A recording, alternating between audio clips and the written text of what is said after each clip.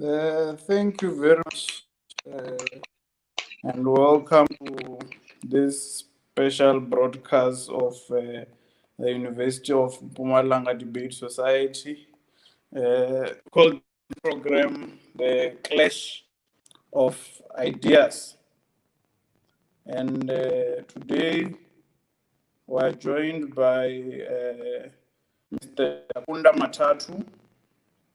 Mr. Takunda Matatu is the holder of Bachelor of Social Science cum laude from the University of KZN. He is also a holder of honors in community development cum laude, also at the University of KZN. He is a holder of masters in development studies. He is also currently a PhD candidate researching under ecological framework.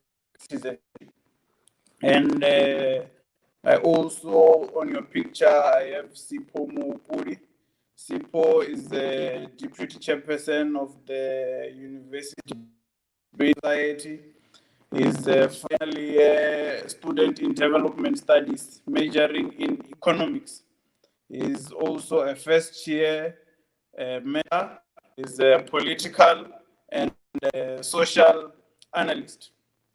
Now, we are going to be discussing a topic which has inundated our newsfeed the duration of this week, with the recent announcement by the IMF approving the loan, the $4.3 billion loan of South Africa as part of the relief package of COVID-19. So we saw an announcement by the National Treasury on Monday that this actual loan request was approved to assist, of course, in mitigating the social and economic effects of COVID. We're going to be discussing whether South Africa has surrendered its sovereignty by taking this law. Now, Mr. Matatu, how are you? Good, sir. How are you? And thank you for having me here. Well. Okay, it's a pleasure. Can you give us a bit of a brief background on international financial institutions when we speak about your IMF, when we're speaking about your World Bank, your African Development Bank? What are you talking about? Maybe if you can simplify it for us in layman's terms, and what are their main objective? What is the mandate of this institution? All right, thank you. In terms of the background, all these institutions, they are linked to what we call the Bretton Woods Conference, where they came after the war, where we talked to World War II. So I usually give an illustration to my class to say, imagine if you host a party in your room at rest there. And then you invite people to come, they party the whole night, and the following morning they leave. When they leave, it's your room that is going to be in a mess, right? You're the one who has to do the cleaning up, pick all the broken glasses and the likes. But your friends, when they go back to their countries, to their rooms, and their rooms are already clean, they don't have to worry about that. So that's the same thing when you look at World War II, which was fought in Europe. And at that time, America was boosting in terms of productive. So Europe was the biggest market, or the biggest customer for American goods. But with the war now, it means that the economy of Europe crumbled. Therefore, post 1945, we now talk about the Bretton Woods Conference. That's what gave birth to these two institutions, the World Bank and the IMF. They were solely formed as a means to make sure that Europe recovers. They were not there initially to assist development in African countries, to assist development in third world countries. Their main task when they were formed when you look around 1947, it was basically to just bring Europe back to its former glory. Only that was the task. And the fund was administered to West Europe, because East Europe, that's where you have got Stalin that time and the Soviet Union. So immediately after the World War II, we talk about what we call the Cold War, which is mostly between capitalist and communist values. And this is very important in development circles, because whatever we're experiencing today, it was a result of the Cold War, where we see that capitalists triumph or capitalists won and defeat. And this is marked by the collapse of the Berlin Wall on the 3rd of December 1989, marking the end of the communist. So these institutions now, like I'm saying, IMF and World Bank, we usually call them twins, or Bretton Woods twins. They were formed primarily for that. Then after Europe has got back to its feet, now Europe has recovered. As bank, the bank, they survive through lending, borrowing, all these loans. That's how banks survive. So now in that time, we're now seeing African countries starting to liberate themselves. We look at Ghana in 1957. I think some 6 March 1957, if I'm not mistaken. Then they now come to instill that idea to say, if you want to be developed, if you want to be described or regarded as a developed nation, you must have infrastructure development. You must be having a good road network. You must have a good rail network. So they now instill these newly liberated countries the idea of development along economic terms, along infrastructure development. Then these new liberated nations, mostly African countries or third world countries, they didn't have the funds, but they just, liberate themselves.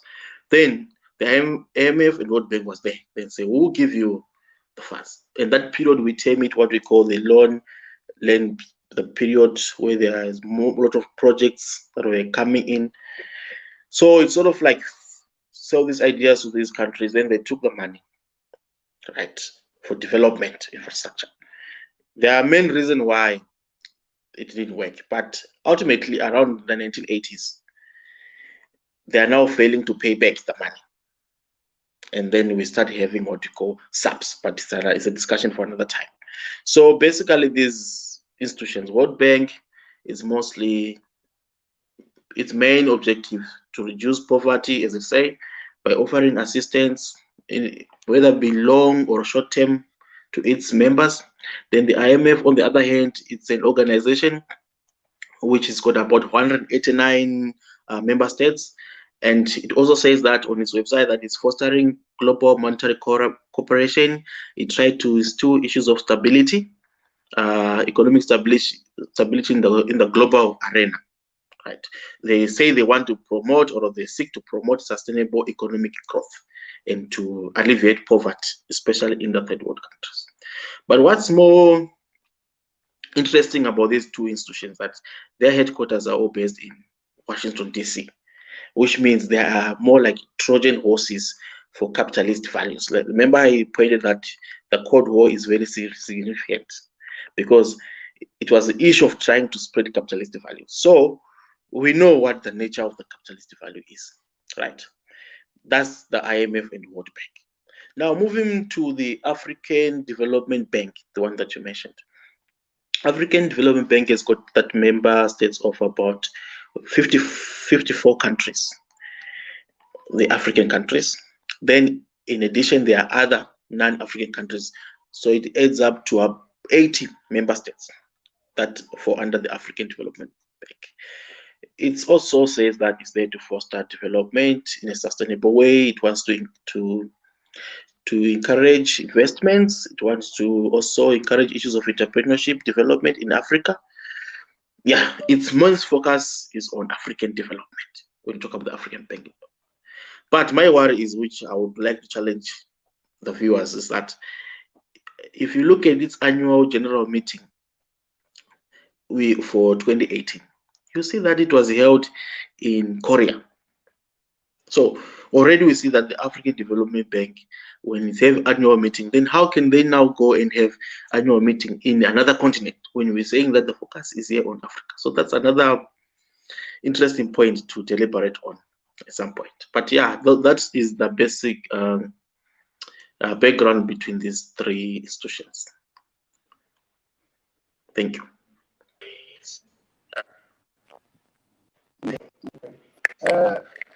So you touched a bit on the issue regarding the structural adjustment programs and why they were introduced. You mentioned that they were introduced because of the failure of countries which were borrowed money to pay.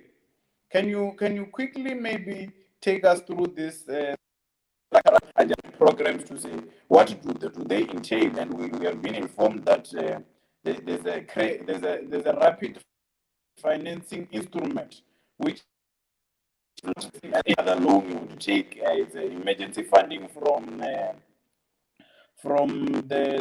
IMF, and how then we are seeing these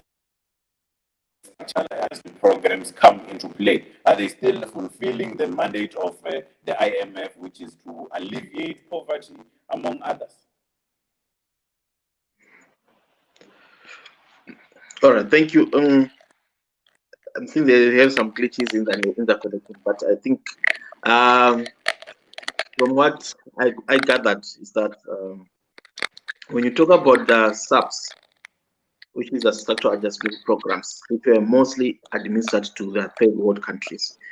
Remember, these countries had borrowed large sum of money trying to stimulate infrastructure development, trying to develop themselves. Now, with their failure to pay back, the IMF and the World Bank then imposed structural adjustment programs. These are targeted mostly on macroeconomic aspect, where they were saying now there's possibly it was mostly looking at cutting government expenditure, reducing the role of government in the economy, making sure that it's like if you're owing me money, so I'm trying to make sure that you reduce your expenditure so that you are able to pay back my money. The issue is to enable you to pay back the money. So they are just measures that are put in place to try to make sure that those countries that have borrowed the money from these banks, they are able to pay back. They are not measures that are there to try to foster any development or any internal development or to alleviate any poverty, because as a result of these, we have seen that poverty has even escalated a lot in all the countries that these were implemented. Now, coming to the current rapid funding instrument that you have pointed out, this one is a bit different from the loans that have been administered over the years, or that we have been accustomed to, that we are used to, because this one is the one that is sort of like being administered now through an emergence pact within the IMF, where they try to assist countries that are facing this outbreak of the COVID-19. And they have said that so far about 87 countries have applied, mostly third world countries. And I know Pakistan has already got it, Ghana has got it, Gabon has got it as well. So it's a new loan. It's sort of like different from what we've been accustomed to previously. This one is been termed a emergence loan. It's called the rapid instrument, and definitely comes with also conditions on it.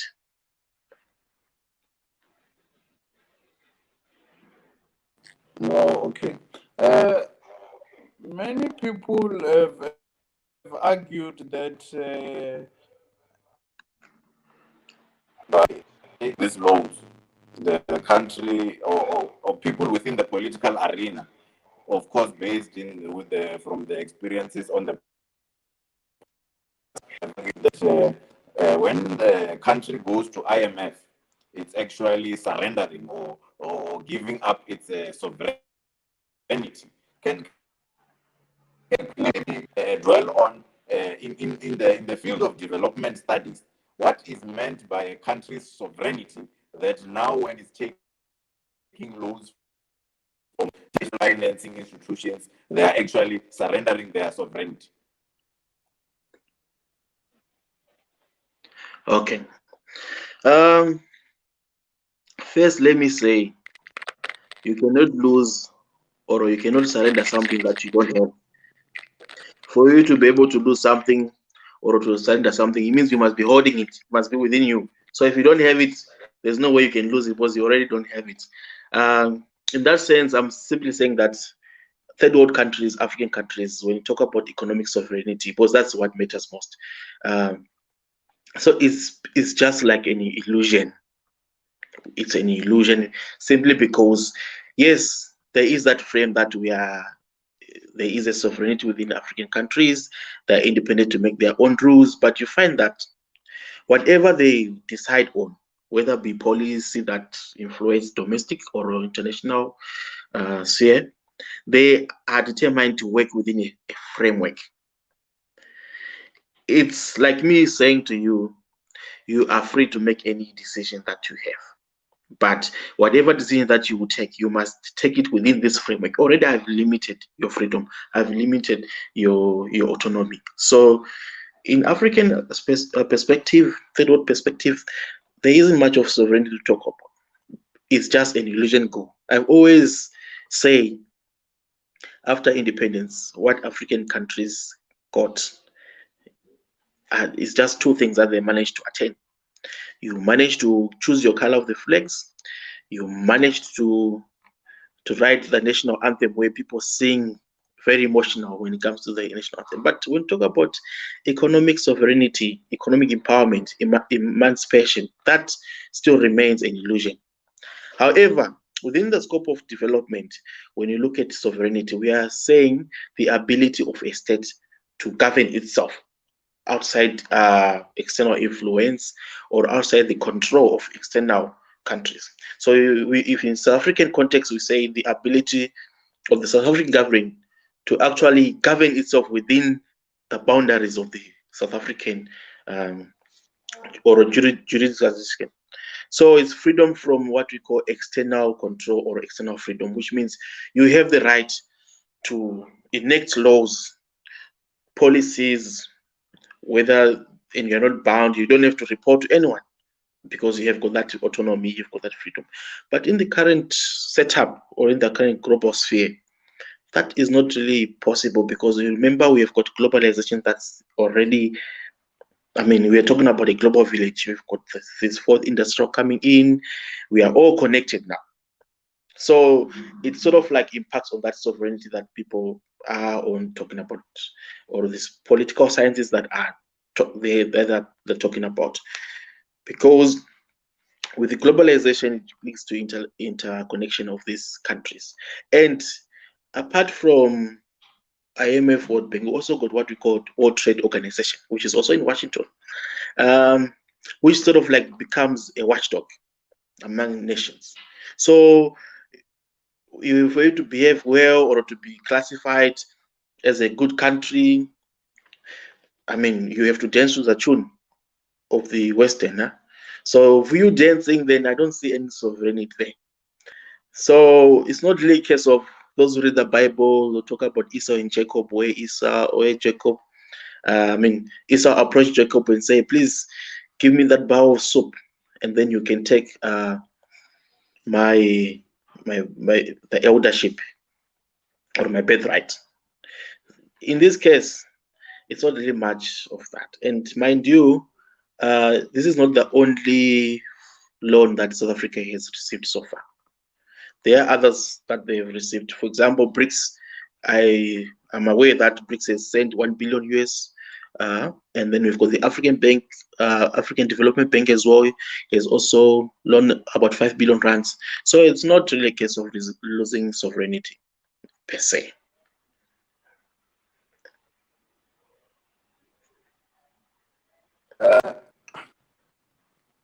Let me go to Sipo now. Sipo, do you believe that South Africa actually surrendered its sovereignty to these international financing institutions?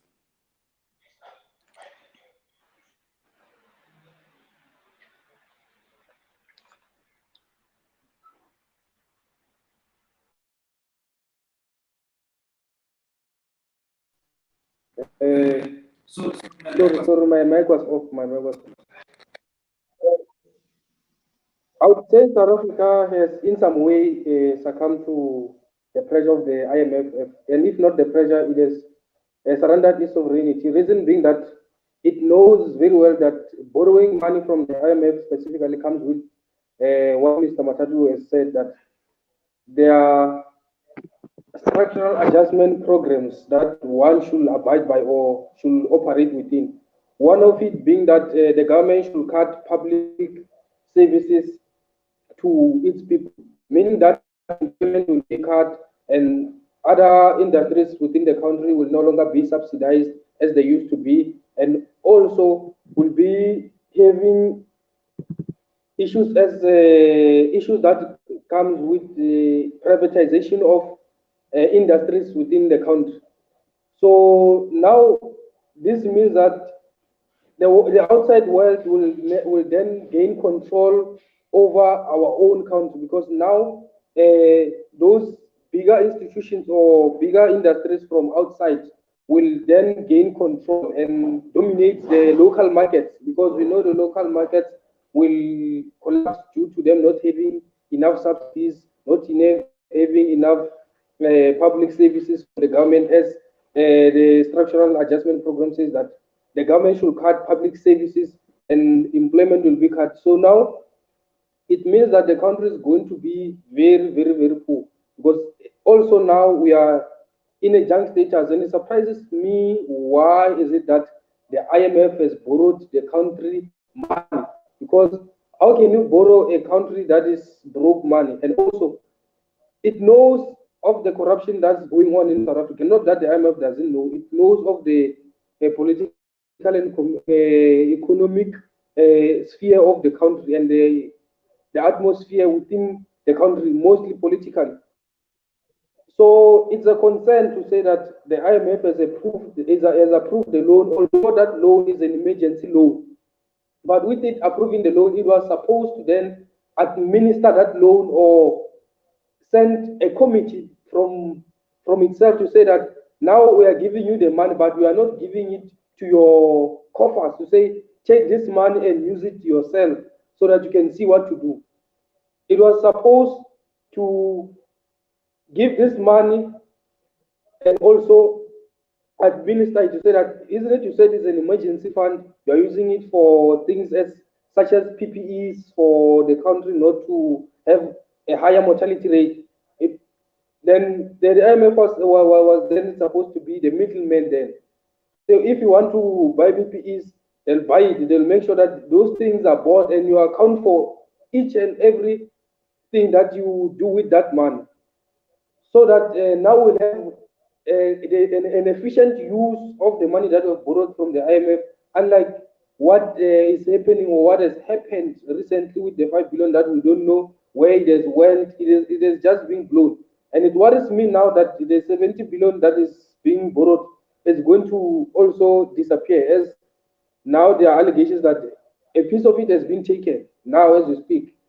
So I think the country has, in some way, given up its sovereignty, because what the structural adjustment programs comes with is not favoring the country, or is not favoring any country. It's for its own benefit, so that it can get back its money, although not by banknotes, but by other means, through privatization, cutting of public services, and all those kind of things. So I think now we'll be having a situation wherein the country will be a capitalistic state, because we are going towards that moment now, and that's why I think South Africa has given up its sovereignty. Mr. Matatu, SIPO is making a very strong point that maybe it's a blessing in disguise. As South Africa, we actually need a coach to monitor the use of these funds. In other words, what I say is that structural adjustment programs are necessary, especially considering the political landscape in our country. What's your stance on that? Does South Africa need a coach? All right, thank you. First, before I look at the South Africa, whether South Africa really needs a coach in terms of this fund that have been dispersed, I just want to clarify that according to this the IMF document and even also the document from the Treasury, they have said this particular loan, it sort of like differs from the traditional loan that we are accustomed to. So, and that's why you have even the National Treasurer saying that well, it's this loan has got favorable conditions. We're able to pay back. It's, I mean, we can do it. There are no conditions. We have not surrendered our sovereignty. We still have autonomy within us, because according to them, there are not much condition attached to. I am still to read the documents on it as well, but they are not yet available. Anyway, when you talk about the coach, I think we don't really necessarily need a coach. If you look at South African documents, especially government documents, they emphasize mostly on accountability. They emphasize also on transparency, whether at a national level, provincial level, or local government. Those concepts, they sort of like to feature in every document that you look at, a government document. They emphasize on transparency and accountability. So if that's if most of the government documents are hinged on these two key principles, why then can they not apply them? Because we don't need someone from outside now to come and, I mean, and be a prefect and sort of like guide us. As long as the people that are in power, the people that are in government, people that have got access to these funds, they see these principles and remain on paper, they don't put them into practice, we'll always continue to have this kind of issues of corruption that Sipo is mentioning at rampant. You know, we will still continue to have these issues. So we might, I mean, we cannot rule out the issue of having a financial coach or someone for guidance. It's a good thing to have it, but ultimately what we need is to have those values instilled within the workplace practices, especially with those that are in government. At least to have transparent, people should come, I mean, go to this parliament hearing and account. Your minister was given so much money, what did you do? Please, and account every pen. That is a culture that will start bringing this thing of transparency and accountability. But if no one is not being questioned, and then like people saying that the money that was given recently and no one knows what happened to it, so it will just become a chain or a vicious cycle. That's why we say, does a leopard ever change its spot? No, to never. Thank you. That's very interesting, Mr. Matatu. But let me quote the spokesperson of IMF on the 27th of July in a press conference. He said that there is a pressing need to strengthen economic fundamentals and ensure debt sustainability by carrying out fiscal consolidation, improving governance, operation of SOEs, and implementing other growth enhancing structural reforms. So how true is this? Although this loan, the rapid financing instrument, has a low interest of around 1.1 and can be paid over a period of 5 years without any need of any program in place, which includes no enforceable conditions or no prerequisites of good governance. But how true is this? To which extent can we test the honesty of this to say there is nothing that IMF is doing to ensure that these funds are in terms of even just mere conditions, because before in the application of these loans, I mean, you have to prove beyond reasonable doubt where you will direct funds to. So don't you think that's a form of structural adjustment program? Is just that it's being disguised as a need to prove where you are going to direct the funds to. And obviously, we know that there are there are reports, quarterly reports of how this money has been used. So are we honest? Are we frank when we say the IMF with this loan, with this emergency funding, are not involved at all in terms of putting programs in place, especially considering what the spokesperson said, improving governance operations of SOEs. And we know as South Africa, we've been struggling with that. So to which extent can we say that this is honest? Honest is a big word, especially when dealing with these guys. Like I said, a leopard never changes its spot. We have seen over the years, we've seen how they've destroyed economies. So, I mean, they strive. That's capitalist value. They strive with giving loans and all this and getting benefits in return. But I'm glad that you have mentioned that the interest rate is as low, because that's what most people are talking about. It's very low, 1.1%, and they've given so much long time to pay back. There are no much condition attached. All seems rosy on the front and on the ground. Seems rosy, seems nice. But now, those who are doing economics, they talk about what is called origin of sin. When we talk about these loans, they talk about origins of sin. It's a term that is coined by Ricardo Hassman, Ugo Panisma, and the other guy. Can't remember him. By origin of sin, they are saying that countries are not allowed or they are not able to borrow money in their domestic currency. That's where the catch is now. I've been reading around this that it's a favorable loan, we can pay it back, we are able to do, but there is a catch, the origins of sin. You are not allowed to borrow it in your domestic currency. And do you think if South Africa was to approach the IMF to say, can we borrow this money? Can you loan us this money in rands? Would they accept? I can tell you without doubt, no, they will never. But when you look at the IMF now, it says that it's called a basket of currency. A basket of currency that it has given options for countries to borrow this money in these available currencies. And this currency that we're talking about is the dollar, is the pound, is the euro, the yen. Right. You will never find the rand there. You never find the pula there. It's these big dominant countries where you can only borrow this money in these currencies. Now, we are during this pandemic. The currencies that I've mentioned with their countries, they are starting to open the economies already. These countries, these dominant countries, and we are still in lockdown. So it's gonna be a game of catch up, trying to catch up.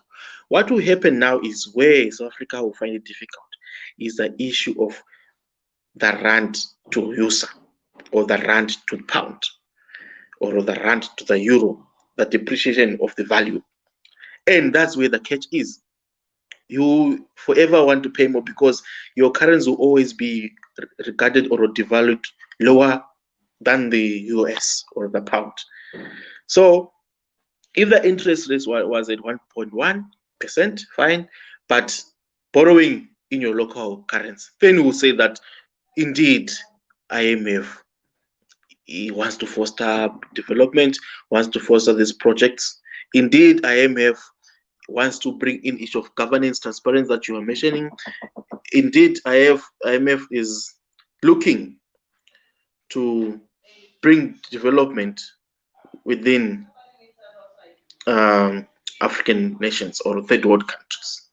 So the fact that we still have this origin of sin, as long as we can only borrow the loans, they can only come within their currencies, then that is the catch-up. By the 5 years that they are mentioning, you will see that we're going to struggle. So yes, that's another hidden agenda that people might not see for now. And structural adjustment, they will be there when it comes to issue of governance. Like Sivo is always saying, you have to cut. You remember, for you to be able to pay a loan, it means you must cut your expenditure. So the government now have to stop. And this has been affecting South Africa for long, because prior to independence, we were talking about the Freedom Charter, where we're talking about free education, free healthcare, free of this, the people shall govern, all the likes. But now, with these policies in place, there's no room for free, no room for free services. So then it means that even the government becomes an enemy to its own people, because it cannot offer free services which it had promised to the people because of this structure in place. And then the structure in place makes sure that, or it empowers these developed countries, IMF organization or the World Bank, to keep on having that hinge on the economy. What's more interesting, if you look at that document that was sent by the South African to the IMF when they were talking about it, I think it's around page 15 on point number 28. They are saying, when they're talking about preparing for the recovery, they are saying we're going to finalize the mining legislation, which is your mining charter, to make sure that we reduce investor uncertainty. Another point is that they say we're going to provide clarity on land reform. This is within the document that they're sending in request for funding. So you find yourself, where is this coming from now? Why do you have to justify?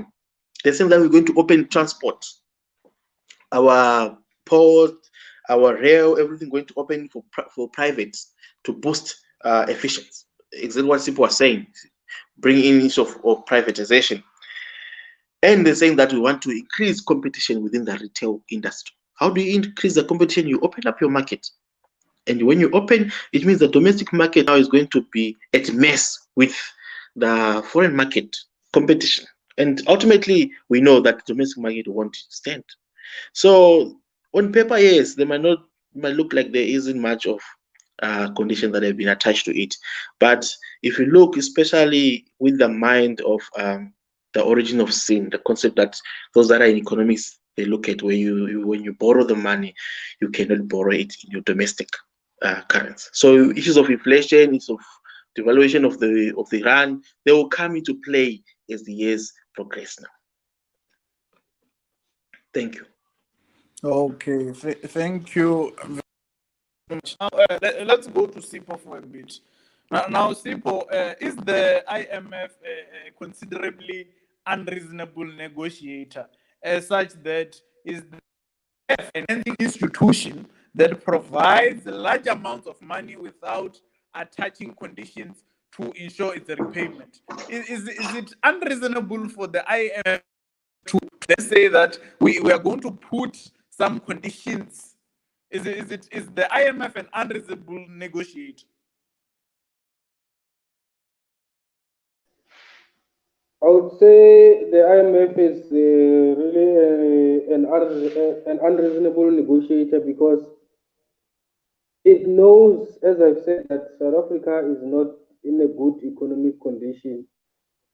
Recently, before the pandemic, we were in a recession, and that should mean something, that the country is in a recession and employment now has skyrocketed. If I'm not mistaken, to 31 it is skyrocketed to 30.1%. So the it says has got or not, we own a loan. And you cannot just give somebody without you knowing how they are going to pay it. That's impossible. You have to know how the person is going to pay the loan, whether there are conditions or what. You know, the person has to pay the loan. So with the IMF giving South Africa the loan, there are hidden agendas of paying back the loan, because no person wants to operate at a loss. I'll say that the IMF, you are supposed to somehow I don't know whether to say it should say that South Africa should borrow the money, not bring back the full amount. Isn't it now it's helping development in countries such as the sub-Saharan countries, like here in Africa? So with it helping, it should not suppress us to say that we are helping, although you will not develop. So I think the IMF is the one that's supporting this kind of underdevelopment within the African continent and also in other countries that happen to borrow money from the IMF.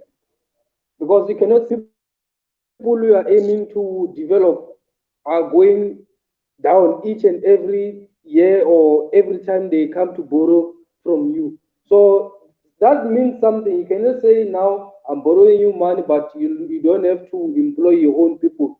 I have to bring my own people to work there. So it means then that now you are pushing your own agenda, you are enriching yourself and not the countries that are giving money. That's why I say now that the IMF is an unreasonable negotiate. It was supposed to not put those structural adjustment programs that goes against the principles of the country, which will then develop the country to or being of the underdevelopment. So the IMF, I think, on its own, it aims to gain control over the developing countries. Because there's another point on structural adjustment programs that speaks about cutting health and education. How can you give somebody money and say that they should cut education and health? So it means that then the country is dead because without education and health, there's no country. And in going back to the issue of the recent loan, there will be so many conditions attached, as I've said, but with what Mr. Matatu has said, that the money is borrowed in foreign currency, and for it to be borrowed back, for it to be returned back, it's going to be a very difficult task. Because now, when we are borrowing, the structural adjustment program that says we don't employ people, it means that the economy goes down, our currency is no longer strong, and with us trying to bring back the money, it will be a very weaker currency, which means then that we'll have to repay the money our entire life. So that's what I think about the IMF being an unreasonable negotiation. Mr. Matatu, we saw, of course, trending on social media, letter sent by the notorious Black First Land First leader to the IMF to say, as the poor people of South Africa, we do not owe you. What's your stance on that view of saying that the poor of the poorest actually from this loan and that the money won't be equally distributed and the burden to pay will be through tax increments from this loan then affect the people on the grassroots? How does it affect the poor of the poorest? Okay. Yes, it's a sad reality that the poor of the poorest, they always bear the hardest blow, the hardest hit. They are the one that experience, they have it at worst. Mostly because when these policies are taken into place, they are done at a macro level. I can give you an example. Just after independence in 1994, after the Mandela regime, then we look at the former president Thabo Mbeki. He was looking mostly also at the macro level, where you talk about Asigisa, Gia, all those policies. So it is a reflection of what capitalist or European think or Europe-centric view, that if you want people at the grassroots to develop, you must have a macro policy, and you must then attend development at a higher level. When you have development, or have got economic level development at the macro or at the top level, then it's going to inflate or to go down to the bottom. That's not the case. These benefits, they never reach the poor of the poorest. They never get to the grassroots level. And like you're saying, the poorest always are the one that suffer the most. Because if right now we're talking about job retention, right now, as we're sitting right now, the people that are vulnerable to it or losing jobs, people that have been retrenched, are mostly the middle class and the poor. It's very rare for the one that are already enjoying the big cake to really feel this pinch of what we're going through. So the poorest are always at the mercy of all these policies. One, they are not involved in this discussion. For example, the National Treasurer was saying, no, the conditions, the document, everything is fine. They are very favorable. So they've already done the thinking for the people. There's no consultation. It's not available. But he has already told us, no, don't worry. Don't worry about it. Don't worry about knowing the condition. Just know that they are favorable. We are going to be able to pay back. You see, decision has already been taken at the higher level. At the grassroots people, they are just being told, you just relay the information that this and so has happened. And if it backfire, what we'll say is that the one at the grassroots level are the one that will suffer.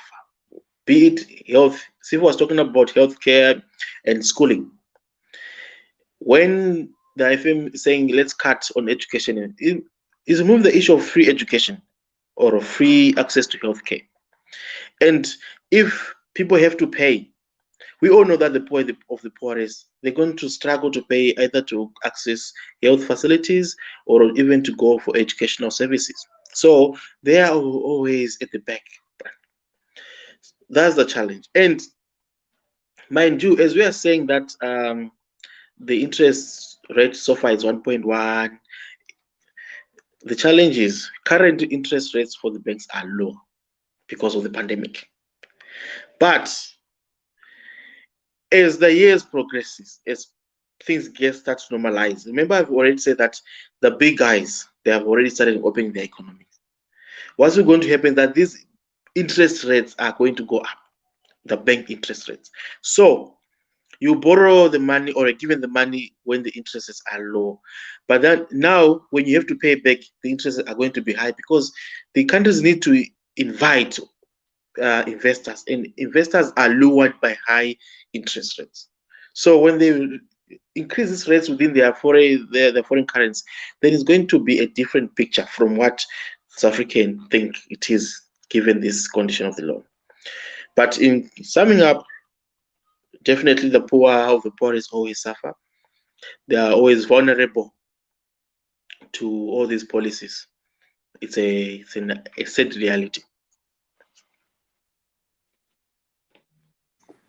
Oh, okay. You make a very interesting point. Well, the National Treasury has forecasted an economic contraction of as much as 16.1%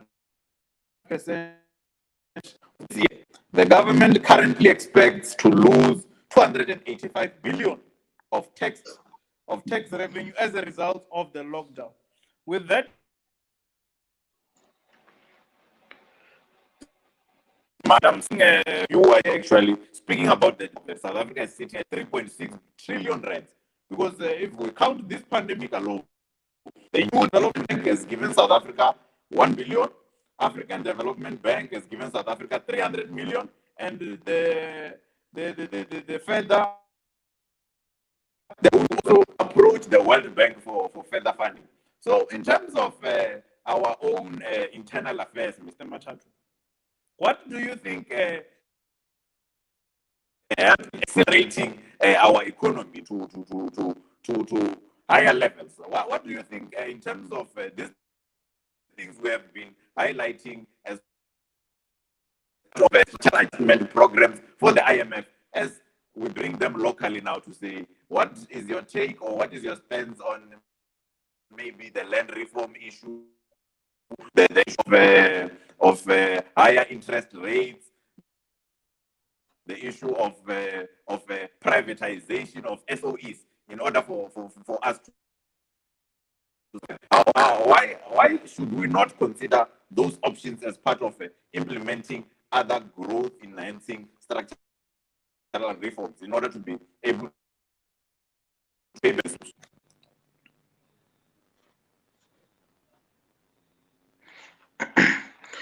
All right, thank you. I was speaking a bit and piece. I think there's some glitches in the connection, but from what I've gathered is that yes,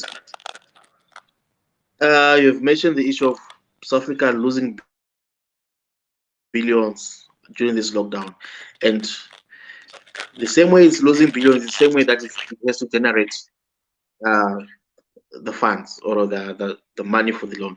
Why am I saying that? Is because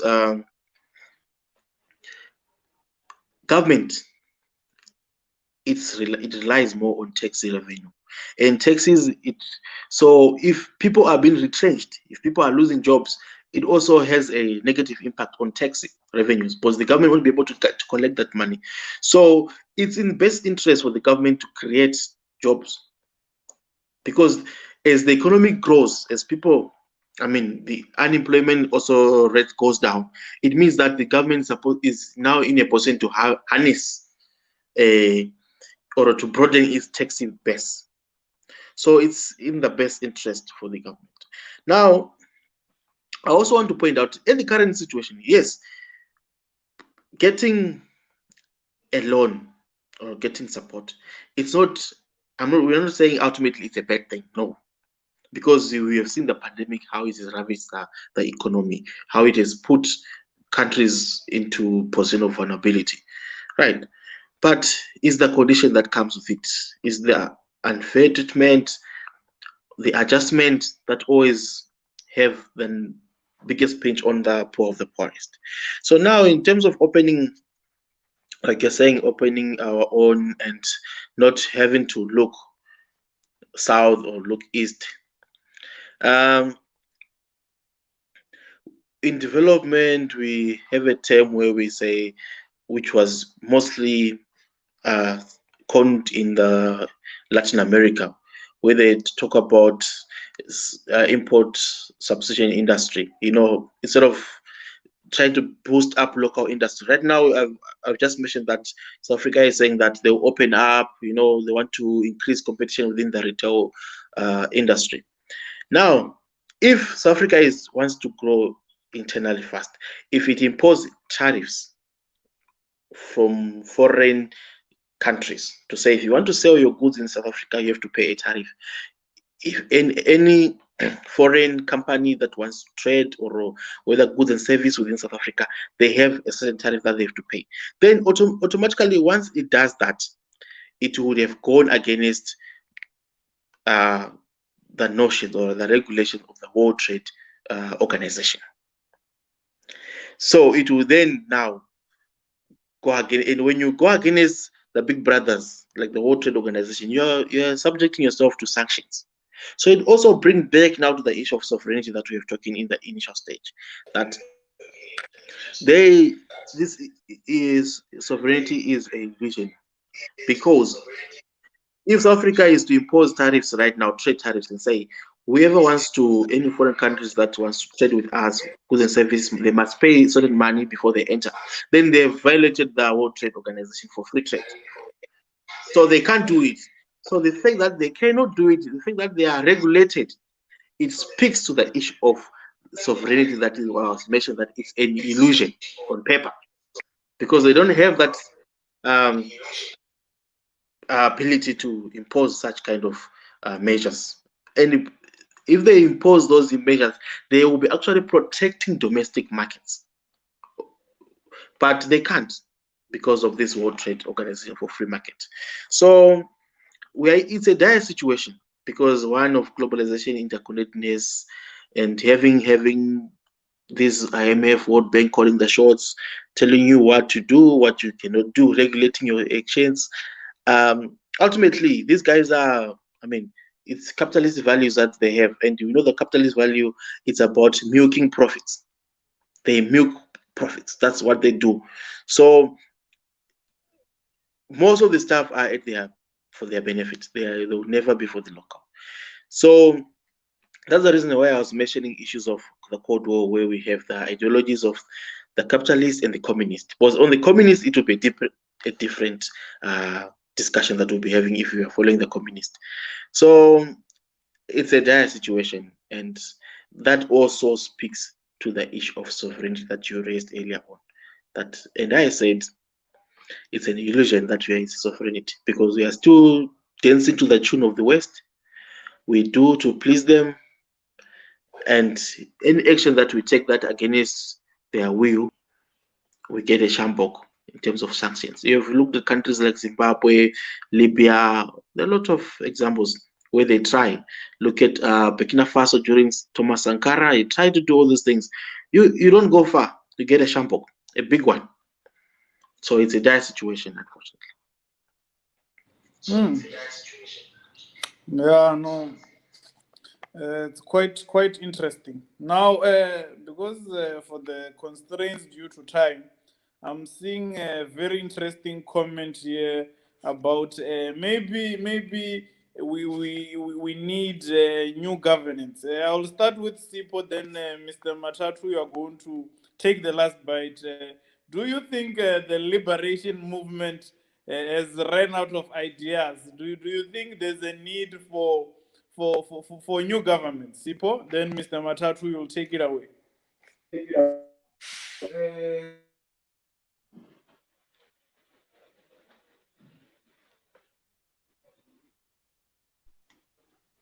Oh, sorry, I've got a problem with this mic. We all know that the current government, it was a struggle movement. It was not meant to govern the country.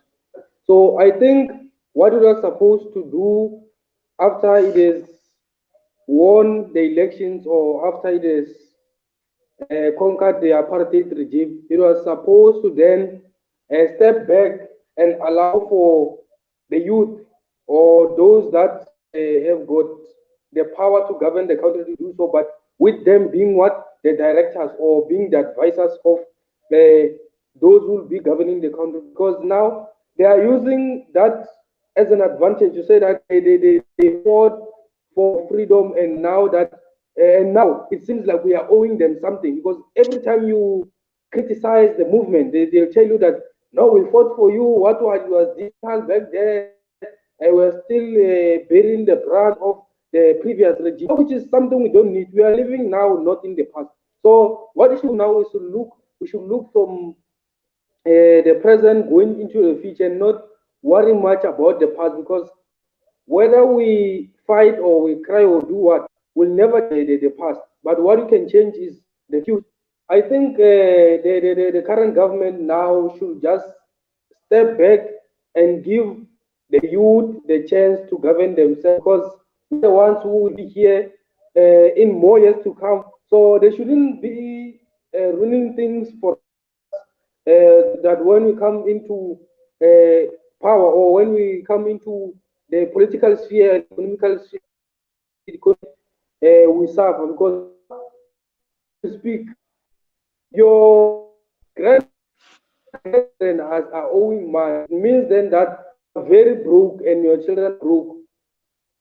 It takes the country then I think a debtor of a lifetime, or a debtor of to infinity, or an infinitum. So that's my view on the government. I mean the governance. Mr. Matatu, Sipo is positing that the ANC is just a resistant movement. It was a movement formed on the basis of resisting apartheid, and they do not really have any progressive economic framework. What's your stance? Is there a need for new government, for a new government? Yeah, it's a very interesting topic. I think you need a whole day for that one, because it looks at which perceptive you are using. I do understand from what Sipo is saying. To a certain extent, I would agree with him, and to a certain I would disagree. For me, you can change the face, you can change the government, as long as we still dance to the tune of the West. They will still fall in the same pitfall, because we've got case studies where those African presidents have tried to stood up against the West. You get sanctions, you are turned, you are regarded as an evil person. Everyone, even your own people, are turned against you through propaganda. And I've always encouraged people to read this book called The Confession of Economic Hitman.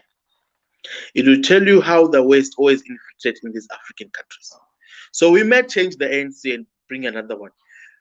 But as long as us as Africans, we still dance to the tune of the West. We don't want, as long as we don't strive to live up to the vision of Gaddafi, of a united Africa, of to do away of Thomas Sankara, do away with this Western ideology and to stand independently, then we're going to have a challenge. I'm happy that this year we have seen in Malawi a new dispensation, because all Southern Africans, they are governed by liberation affiliated parties, like what Sipo is saying. Mozambique of Frelimo, Zimbabwe ZANU. But in Malawi, we have seen now an opposite in a different caliber. So it will be an interesting case study to see those that are not linked with the liberation struggle, if they can deliver. But if the conditions are still there, what we need to change first is the conditions, for me. Thank you. A very, very, very interesting one. You touched on so many points. We could actually speak the whole day, but due to constraints of time, we have to drop it at some point. Maybe if I can take a last bite as we are speaking about economics and revenue. What do you think about Africa having one currency? Maybe last bite on that one, Mr. Matatu. Is it does it really benefit, or it's futile? For me, too, it's a very good idea. It's a very good idea to have one currency. It avoids issues. Remember now, if you just want to travel to Botswana, you have to change to Pula. If you want to go this, you have to change your currency. So it's Europe has got using euros there in Europe. They are benefiting from euros. It's pegged there. And Africa, if we can peg our current, because remember currencies are pegged according to gold resources, and there's no continent that got gold or mineral resources is Africa.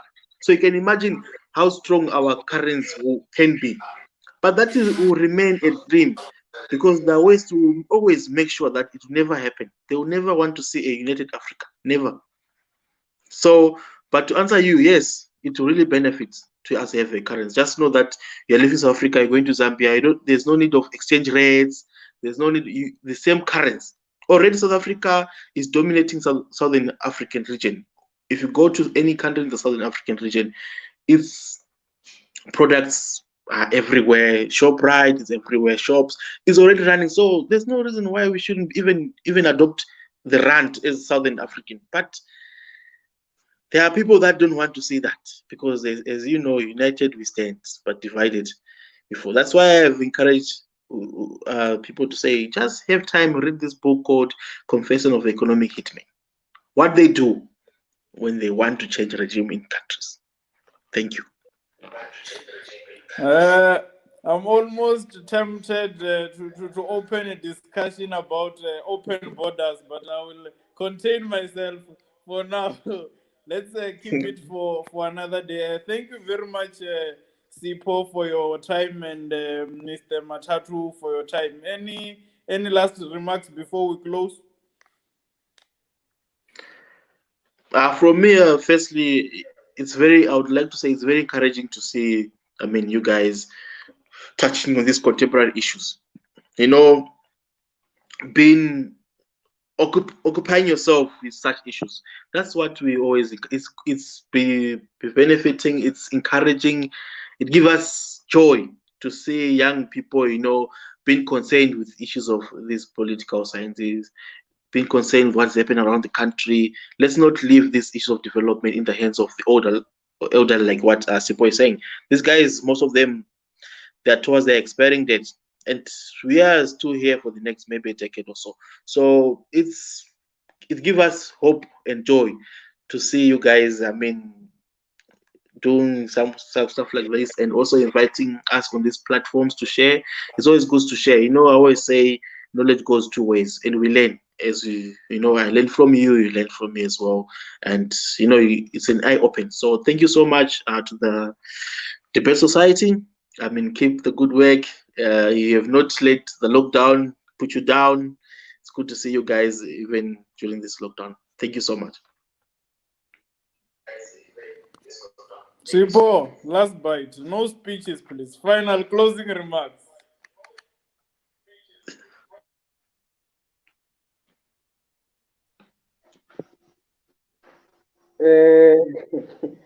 No, I won't be long. I won't be long. I think it's time to let the people govern, because now political parties are assuming what they think the people need, of which is totally fruitless. They just assume that the country needs debts and whatnot and all those things. I think we need a country that is outside the field of politics. Now we should pass the law that passed Western country. It might not be that very much beneficial, but that now we are not voting for political parties, but we are voting for individuals that we see that this person will take us forward. If you are voting, it's very simple to remove that individual and put others more competent, unlike voting for a political party. And when you want to hold it at full, they say that no, we are doing internal affairs, people are going to the Zondo Commission and whatnot, the NPA is still investigating and whatnot. But if we get an energetic person individually outside the political sphere to say that you are leading the country, and if the person now starts to lag, then they will have to see what to do with the person and bring somebody who's more into uh, alleviating poverty and seeing that people are being cared for and the people's are being hand in hand with the participation from the ground, unlike assuming on top there that as I govern the people, they need this and that, of which is something that you don't need. Thank you. You just said a speech of which I told you not to do, but I'll let it slide. Thank you very much, and I think we can end our broadcast here this evening. For all our viewers, thank you very much. You can catch this live broadcast on YouTube and on Facebook. Thank you very much, Mr. Matatu. Thank you. Welcome. Thank you so much. Sir.